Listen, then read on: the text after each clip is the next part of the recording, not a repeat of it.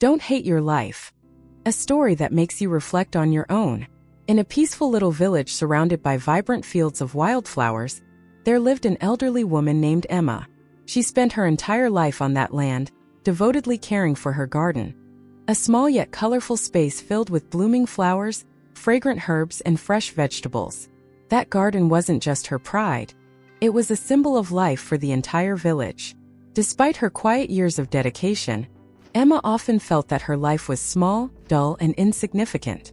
Whenever she thought about explorers venturing across the globe or inventors creating amazing things, she would ask herself, "Have I wasted my life doing nothing remarkable?"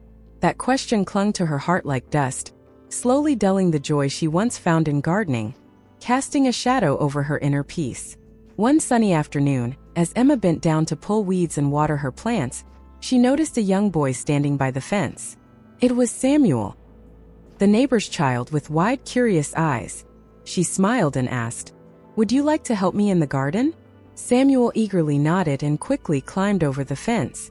They started working side by side, their hands covered in soil, their hearts full of joy. While tending the plants, Emma told Samuel stories of her life, the joy she felt when planting seeds, the happiness of watching them sprout, and the satisfaction of sharing her harvest with the neighbors. Samuel listened intently, as if her stories had opened up a magical world in his young mind. When the work was done, Samuel looked at her with shining eyes and said, "Your garden is magical. You make our village more beautiful, more abundant, and happier." His words touched Emma's heart, but she still sighed. "Thank you, Samuel. But sometimes I still feel like my life is far too ordinary." Hearing that, Samuel fell silent for a moment. Then, as if struck by an idea, he took her hand and said, "I want to show you something." They walked together through the village. At every house they stopped at, a new story was told, little pieces of life Eliza had never seen or known about. A woman shared how the herbs Emma gave her had healed her sick child. An old man living alone said that the bouquet she brought him had eased his loneliness after his wife passed away. A young couple tearfully thanked her for the baskets of vegetables from her garden that had helped them get through their hardest times. Finally, Samuel led her to the village square. There, the villagers had already gathered with flowers, herbs, and vegetables, all from her garden. They had arranged them into a beautiful, colorful display. Samuel looked at her and said, "This is how we say thank you. You've touched our lives in ways you may not see, but we see them, and we are truly grateful." Standing in the middle of the square, Emma was overwhelmed with emotion. Looking at the faces of her neighbors, each filled with warmth and sincerity, she finally realized that her life had never been ordinary.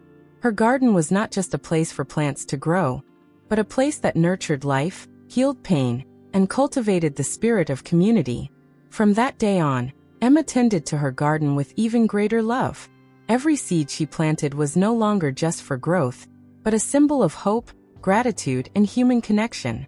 She no longer doubted her own worth. She understood that living kindly each day, even quietly, was enough to make a life meaningful and worthy of pride. Emma's story became a living testament to the greatness of small, everyday actions. We don't need to do grand things to be valuable. Sometimes, giving a neighbor a bunch of vegetables, offering a flower to brighten someone's sorrow, or simply devoting ourselves wholeheartedly to the most ordinary work can leave a deep and lasting impact that we may never realize. Since then, Emma lived each day to the fullest. She no longer wished for anyone else's life, no longer felt ashamed of her simplicity.